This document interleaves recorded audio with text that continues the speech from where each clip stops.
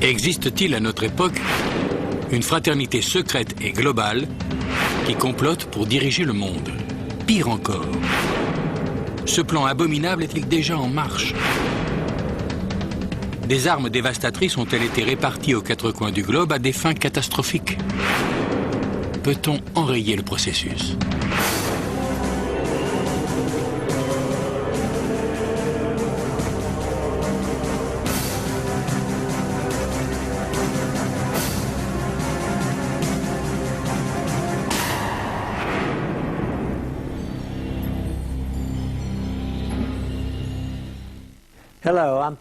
Bonjour, je m'appelle Patrick McNee.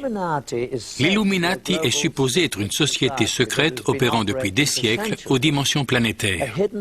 Une confrérie occulte qui regroupe les personnalités les plus influentes du monde. Des individus de toute race et de toute religion qui occupent de hautes fonctions au sein des gouvernements, des églises, des affaires, de l'éducation, des sciences, de la médecine, de l'armée, de la finance et des organisations caritatives. Une fraternité secrète dont l'unique but est de s'emparer du contrôle de l'ensemble des peuples, des ressources et des fonds planétaires. S'il existe une société secrète aussi puissante, elle représente une menace absolue contre le monde libre. De fait, cela signifie qu'en réalité, le monde libre n'existe pas. Certains disent que c'est absurde. Mais désormais, pour la première fois dans l'histoire de l'humanité, nous avons la preuve de l'existence de cette société occulte d'envergure planétaire. Et nous savons aussi qu'elle a infiltré 2 des services de renseignement les plus puissants du monde. Qui plus est, nous avons découvert que des armes de destruction massive sont cachées aux États-Unis et dans d'autres pays pour une utilisation future. Comment cela est-il possible ? Afin de découvrir la vérité, nous devons d'abord explorer les couloirs obscurs des sociétés secrètes dont l'histoire, les rituels et l'existence même sont enveloppés de mystères.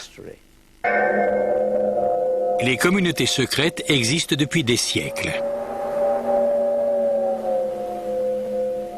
Elles ont toutes quelque chose en commun, un savoir unique que leurs membres jurent sous serment de garder secret. Grâce à cette connaissance qu'ils ne partagent qu'entre eux, ils sont convaincus de pouvoir contrôler les profanes. Une des plus anciennes communautés secrètes existe encore de nos jours, la franc-maçonnerie. Ses origines remonteraient à l'Égypte ancienne, où seule une corporation de maçons d'élite possédait les connaissances mathématiques nécessaires pour l'édification des pyramides. Au cours de l'histoire, les francs-maçons ont gardé le secret de leur savoir-faire afin qu'ils demeurent les seuls capables d'ériger les grands édifices que l'on peut encore admirer de nos jours. D'abord, les pyramides, puis les grands châteaux et les cathédrales européennes. Mais les communautés secrètes ne se limitent pas à ce corps de métier. Le mot « assassin » tire ses racines d'une confrérie ésotérique de guerriers musulmans chiites qui contrôle le nord de la Syrie à l'époque des croisades du XIe siècle. Leur spécialité, le perfectionnement dans l'art de tuer.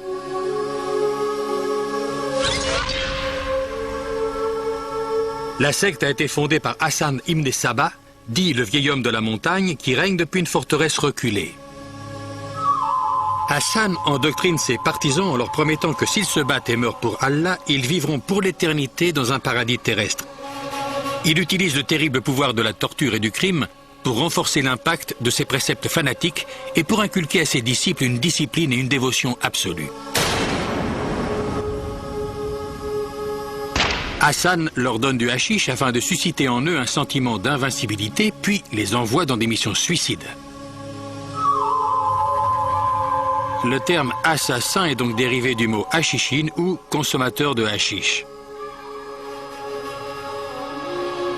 Vers 1100, les assassins constituent une force de 70 000 fervents fanatiques.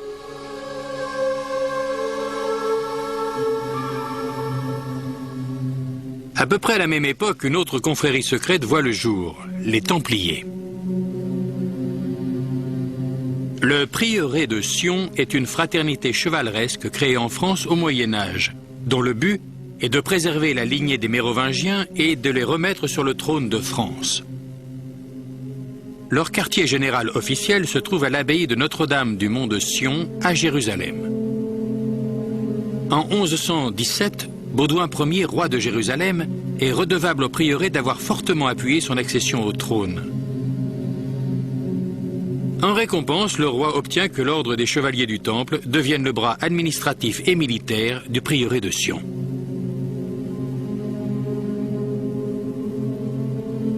L'ordre des chevaliers du Temple a été créé 10 ans auparavant, avec pour mission de protéger les pèlerins en route vers la Terre Sainte.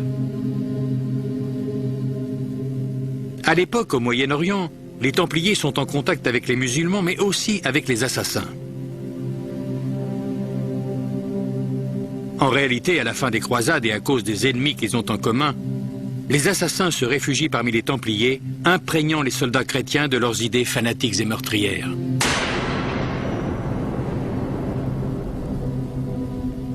Progressivement, les Templiers s'éloignent de la mouvance chrétienne orthodoxe et leur doctrine, avec ses rituels secrets, devient plus mystique, hérétique et tournée vers l'occulte.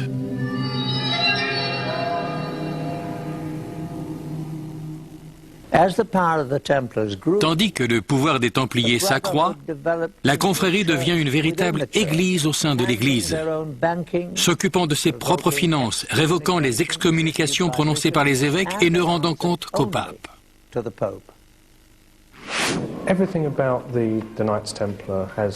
Depuis l'origine de la confrérie, tout ce qui a trait aux Templiers a quelque chose de mystérieux. L'ordre a été fondé juste après la première croisade, qui a rouvert la voie entre l'Europe et la Terre Sainte.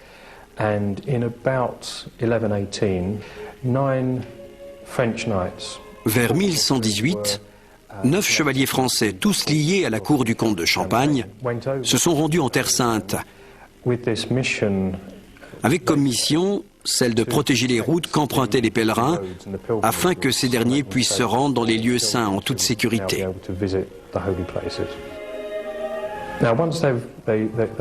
Il n'y a cependant aucune trace de l'action des chevaliers au cours de la décennie qui a suivi leur arrivée en Terre Sainte. Quelque chose ne colle pas depuis le début.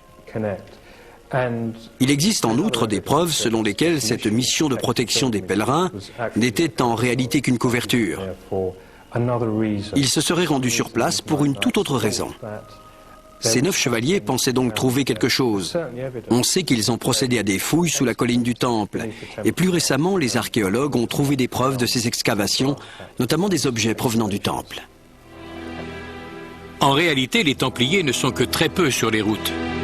Les 9 années passées sur place sont essentiellement consacrées à déblayer de vieux tunnels sous la colline du Temple, site original du temple biblique de Salomon. Mais que cherchait-il? Le temple de Salomon avait été détruit depuis bien longtemps. Cependant, l'on sait que, lors des périodes d'instabilité, les prêtres ont l'habitude de cacher les trésors religieux dans des caves secrètes, le temps que les choses rentrent dans l'ordre. La Bible nous dit que c'est ainsi que l'Arche d'Alliance et d'autres trésors des temples ont survécu à des invasions étrangères. Il se peut même que le Saint Graal ait survécu dans ce labyrinthe souterrain, attendant que l'homme redécouvre son pouvoir. Ce n'est certainement pas par hasard que les chevaliers se sont postés dans une mosquée sur l'ancien site. En fait, c'est au terme de leur séjour qu'ils changent de nom pour devenir les chevaliers du Temple, ou les Templiers. C'est un moine du nom de Bernard, plus connu sous celui de Saint Bernard, qui est à l'origine de la formation des Templiers. Saint Bernard déchiffre les textes en hébreu ancien. Bernard, qui à bien des égards aimait les choses matérielles, avait cependant une spiritualité de nature très étrange pour son époque. Il aimait beaucoup l'aspect féminin de la religion, les cultes autour de la Madone Noire, que l'on trouvait essentiellement dans le sud de la France. Des cultes mystérieux, presque païens. Ces adeptes vénéraient le féminin qu'incarne essentiellement la Vierge Marie, ce qui était assez inhabituel à cette époque. Il semble que ce soit ce qui le motivait par-dessus tout. Encore une fois, Saint Bernard était un grand érudit pour son temps. Il étudiait les textes hébreux ainsi que d'autres écrits.